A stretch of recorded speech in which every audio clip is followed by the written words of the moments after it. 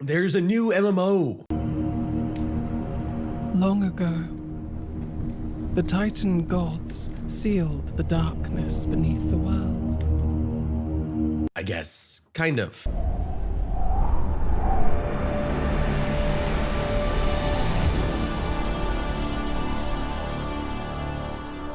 I don't actually know if it's a good thing or not. At a glance, this new MMO looks like what would happen if you tweaked the gamma settings on World of Warcraft and stretched everybody's proportions to make them slightly more realistic.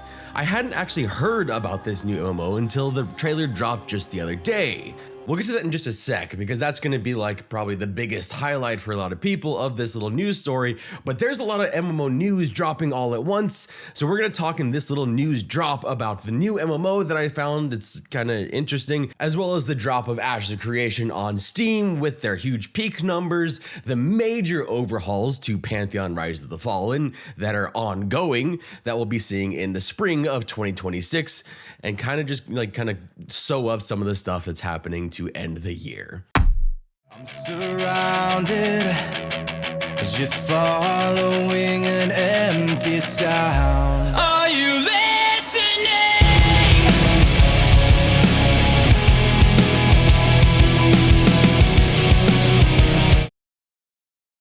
But here is the not wow trailer of the new MMO.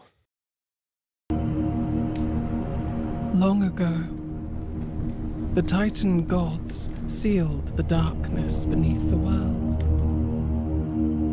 But in the shadows of their victory, evil learned to whisper again. Now, as centuries fade to dust, the scars of that ancient war begin to bleed anew. From the abyss, Valakar's curse stirs. A darkness older than time, reborn in silence. And the light grows dim. But when hope falters, the heavens remember, and a call is sent to those not yet born, yet destined to rise. The unborn Titans, children of the stars, heirs of the divine flame, will awaken. From the heavens they shall fall, not as gods, but as guardians, to stand against the Forsaken, to defy the return of the Void. The shadows rise once more, but so too shall the Titans. The war for Valandar begins.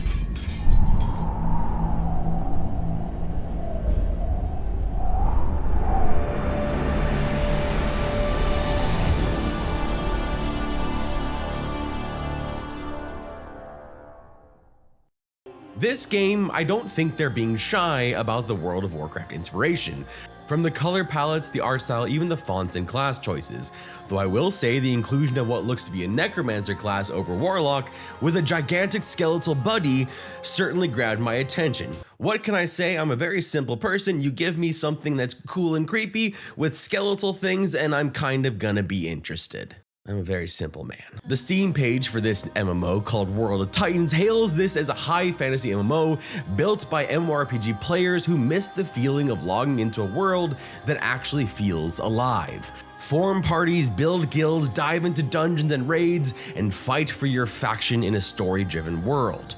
Going down the list, it really does sound like, well, World of Warcraft. PvP that includes small-scale skirmishes or large battlefield clashes that require teamwork, dungeons and raids with challenging group content and boss mechanics, gear set bonuses. Okay, this is starting to sound a little bit more like, that's more like in line with Elder Scrolls Online. And gear set bonuses are like a major pet peeve of mine, because when you slap a set bonus on gear, that to me just says, hey, here's the thing you have to do to play the game. It just eliminates this whole like avenue of player choice in gearing, and it's, you know what, this isn't a gripe about one of the things I hate most in MMO itemization, so we're just gonna move ahead. They also have advanced skill trees, world boss fights, group synergy, legendary quests, mounts, etc. I'll be quite honest, I don't know where this game is going. It could be a complete nothing. And honestly, with how it's kind of popping out of nowhere, that's probably the most likely thing that's going to be happening here. There's also on their website an air of AI art. It all just kind of looks a little bit disjointed and lacking in any kind of sense or connection, where it just kind of looks very generic. That could be me being a bit overly critical, but until I see something else to prove otherwise, I'm getting Terrace Land 2.0 vibes here. I would of course be very happy to be wrong though. And if anyone needs a reminder of what happened to Terrace Land, the pretty obvious near one-to-one WoW that had the backing of one of the largest gaming companies in the world, well,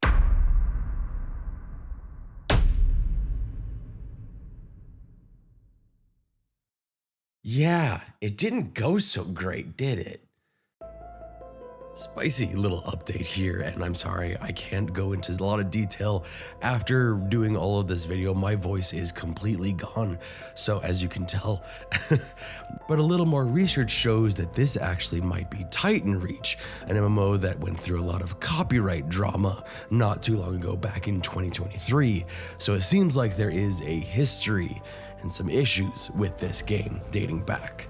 So might have to dig a little deeper into this game if some more juicy details come out. But I've linked some things below to get some more information.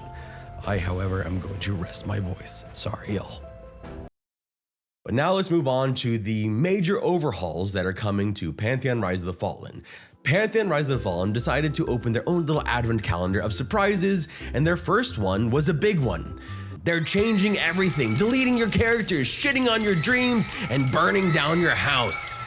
Okay, not everything. It's a little dramatic. Maybe one of those things isn't happening. You decide which. But they are making some significant changes. And a lot of these that I personally think will end up being very beneficial to the game long term.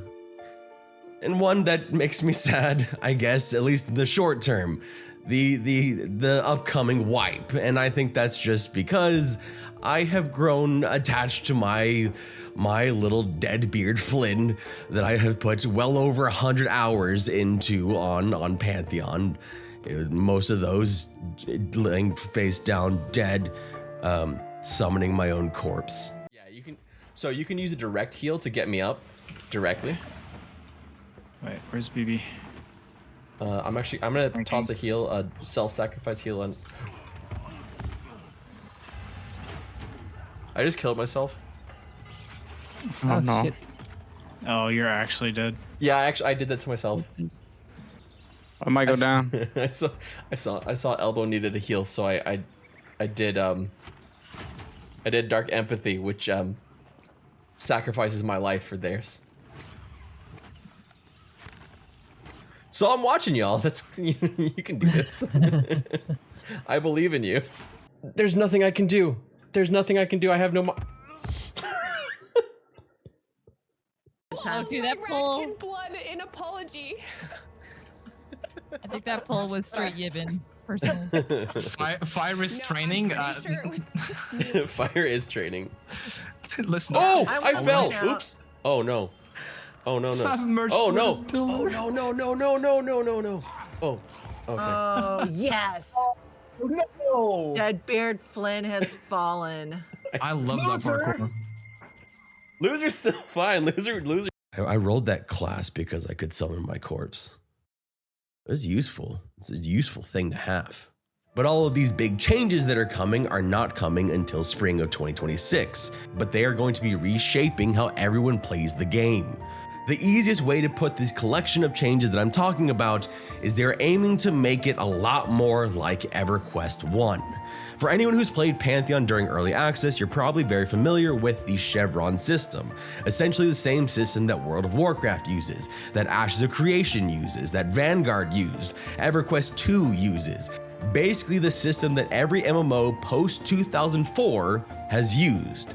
Elite NPCs for groups and non-elites for solo players. It is a harsh line that eliminated a lot of the freedom and exploration that existed in EverQuest and going further back in like Ultima Online.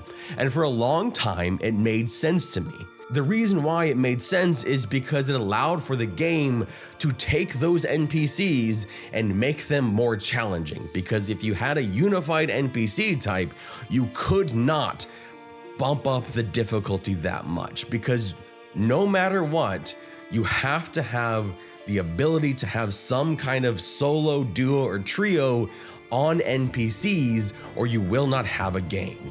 EverQuest had that ability on those NPCs, those unified NPC types, and the way that they kind of dealt with that with a group-focused game is by bumping up density and really adding in a lot of synergy.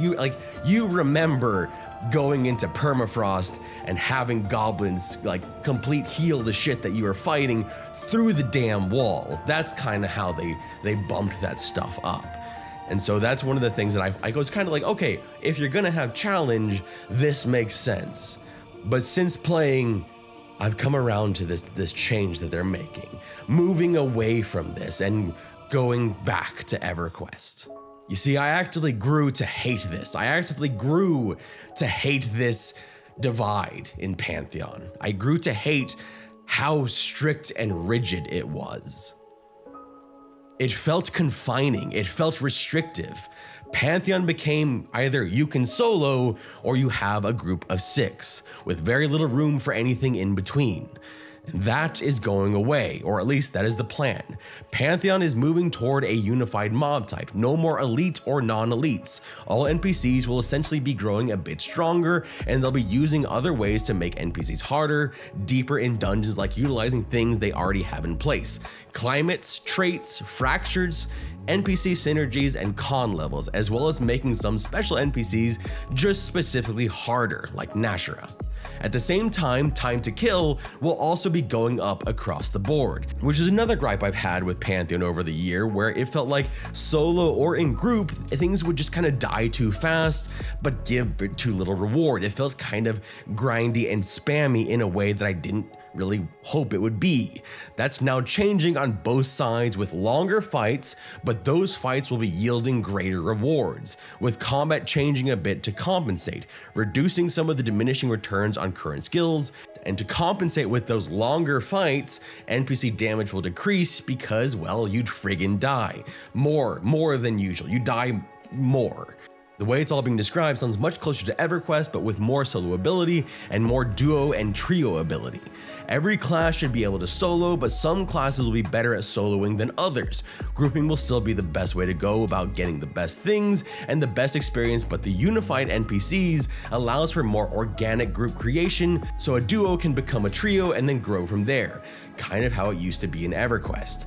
I'm excited for this change, and that's weird for me to say because, again, I fought against this change, but I'm really, like I said, I'm willing to eat crow on this because I was wrong. I hated this in Pantheon for the last year. But as things are, and especially in Pantheon, when this goes live, expect the formulas to be royally fucked. So just imagine when it does happen, it's gonna be a mess. At least until they start tweaking and messing with it, which hopefully shouldn't be too bad because they should be getting a public test server at the same time, which is something they have talked about for a while now, adding in a test server as well as the current servers that they have so that they can kind of deal with some of those things before they spread it out to more of the general populace, which is still kind of a weird thing since technically we're all in testing still because it's early access, but at least having a more like test focused server should help a little bit. The other two big bits of news on Pantheon we got this week were how kill credit will be handled, which I think at best got kind of a mixed response from the community. Pantheon will be moving from a most damage done kill credit system to a first to engage system. This system will have an upkeep where you have to keep a minimum amount of damage over a reasonable time frame to maintain ownership, to try to keep like a minimum on griefing with this system.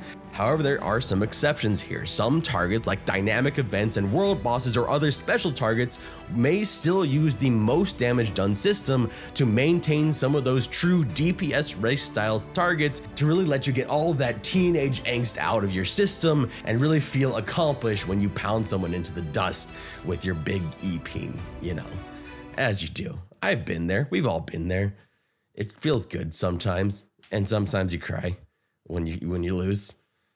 And then you wonder why you were crying over losing. We've been there. There will be more Pantheon news to cover, and I'll probably have to do a whole end of the year wrap up because there's another week of this as well as another big drop on a roadmap on December 22nd. So expect another Pantheon like focused video, but I wanted to get some of this big stuff out because at the very least, people need to know that there is a wipe coming to Pantheon. So if you are jumping into the game now or currently playing and don't know about it, a wipe is coming, although they are planning, I believe, to add in some bonus experience for the people that are coming in because there's still updates that are going to be going out into the game, like the taming system should be coming in December, so there's stuff still going into the game, so they still want some people to be playing and testing the game while they wait for this big major change and the wipe that is coming in spring.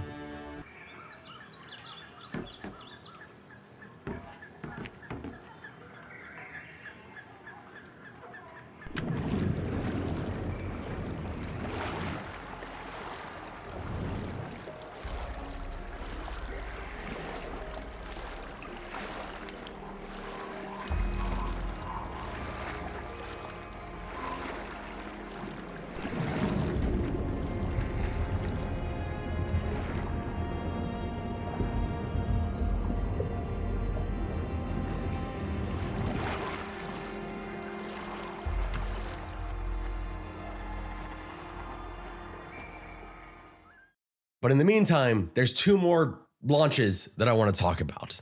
One is from 2005, and the other is from yesterday.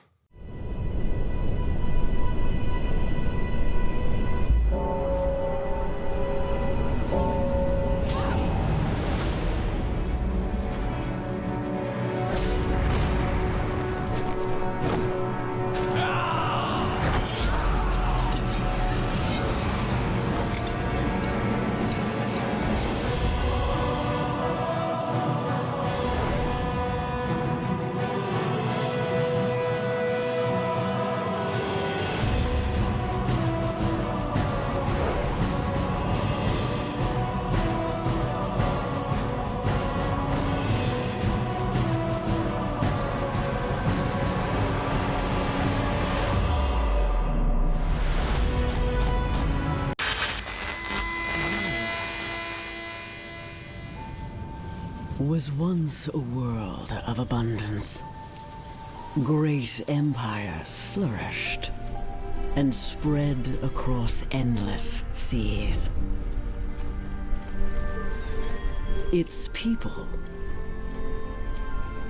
your people, carved kingdoms from wilderness, daring any perils that lay between.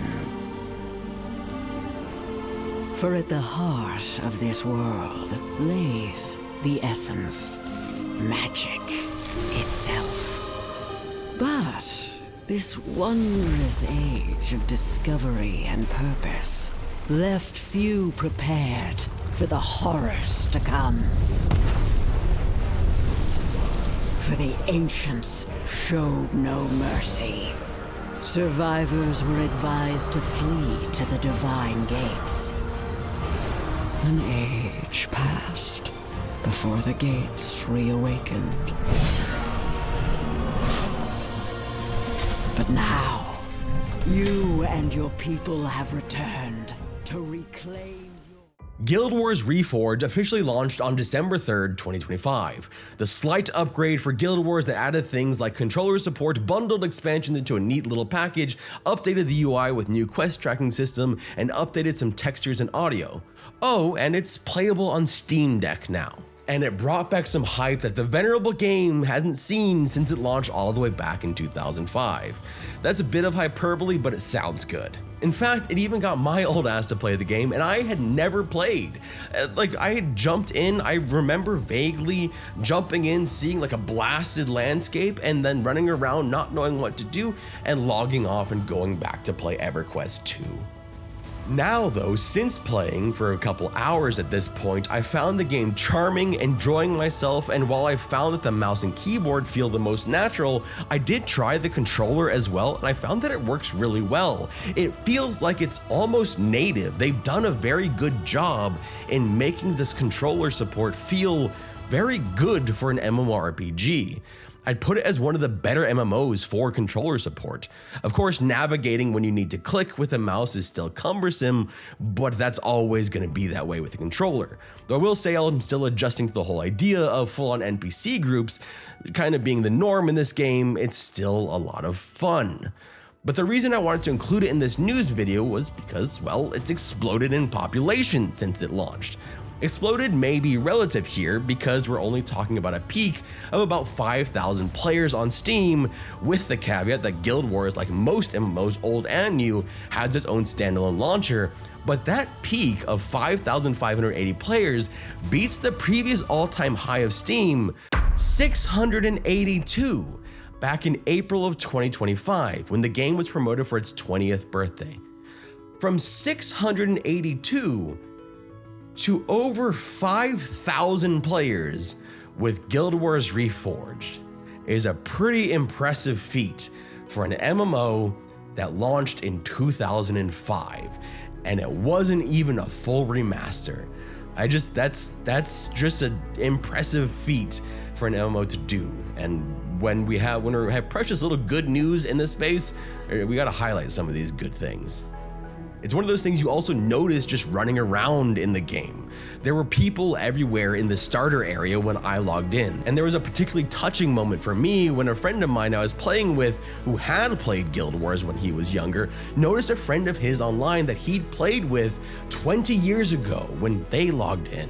ArenaNet themselves have reported that demand for Guild Wars Reforged has blown past their projections, forcing them to scramble to add more servers. None of this is ground-shaking news, but it's good news, and we can all use a bit of good news every now and then. So if you're on the fence and want to jump back into your old Guild Wars account, why not log in and jump around? I mean, you don't have to rebuy the game, you already own it after all. See if you too can find some of your old friends from 20 years ago and catch up. And if you see me roaming around on Deadbeard Flynn, feel to say hi. I am just loving the straight up 2005 era Linkin Park edgelord vibes of my Necromancer so far. That little dome, or not dome, but like that. Oh, is this a this is like a name thing? person, right? Is that Yeah. we need to take out these other two. Yeah, we should probably take out the other two first. I'm healing. Oh no, PB's dead. Try not to stun myself. This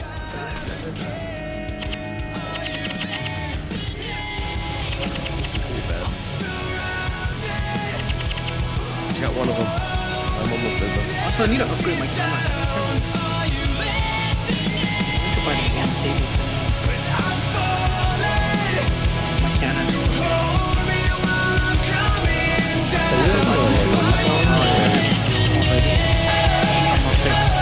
Sammy, really?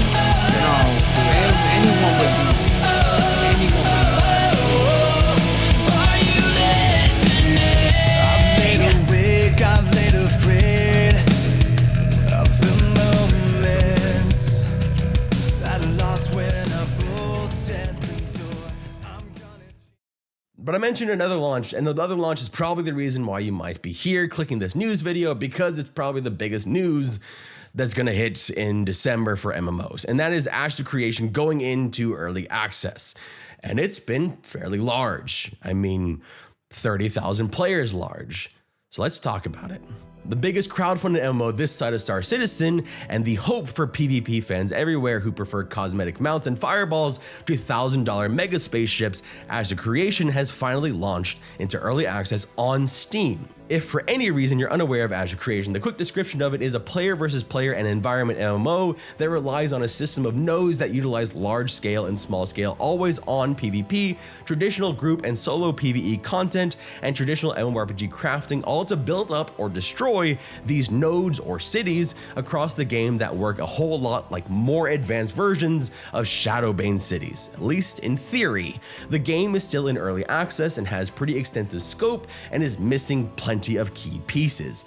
It is built in Unreal Engine. Reviews are pouring in for the game naturally, given that this isn't exactly new for many players. The game has been out in the wild for over a year, with people playing it through various updates to a mostly mixed reception for a long time, and seemingly venting similar feelings on Steam, where it's received mixed reviews at the time of this writing. With just under 3,000 reviews, the game is sitting at 60% positive rating. And you think, wait, that's not what I'm seeing. That's all reviews. English-only reviews, on the other hand, are less kind, with 40% positive of their 1,500 reviews at the time of this writing. While writing this script, we're heading right into the weekend. This is a Friday as I'm writing this, so I expect the player peak to rise, but Ashes has hit an impressive 30,000 player peak. For an early access MMO, and a crowdfunded one at that, I'm sure they're more than pleased with that number. Although there is a caveat here, one that may dull some of that enthusiasm, because that doesn't necessarily mean that those are all new purchases of the game. Intrepid did something different from when Pantheon did this early access Steam launch back in 2024. When Pantheon launched on Steam, they kept their launcher. They also didn't provide Steam keys for existing backers. This has at times caused issues with dueling updates and bugs between the two clients, though of course there are people who prefer to be off of Steam and have their own launcher. This also means that Steam numbers are different because you have players on different launchers. Just like with Guild Wars Reforged or EverQuest or Final Fantasy XIV, there's people on different launchers to different extents. Ashes of Creation, on the other hand, is different now. Intrepid with Ashes of Creation retired their launcher and has migrated all their players to Steam. I tested this myself before writing this section just to be sure, patching the launcher, running the installer since I had a prior key for the game, and I was greeted with an error message telling me I need to head over to Steam to continue playing. Meaning that if you played the game, if you ever had a key, you are now on Steam. So a lot of those reviews are players that had had the game before. They're backers of the game from before, not necessarily new players.